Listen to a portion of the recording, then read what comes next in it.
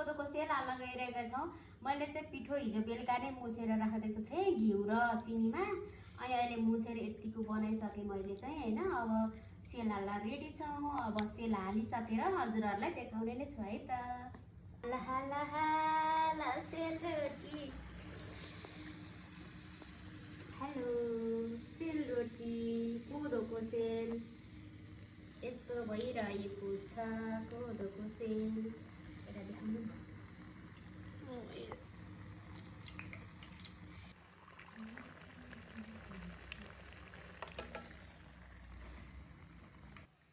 मिठो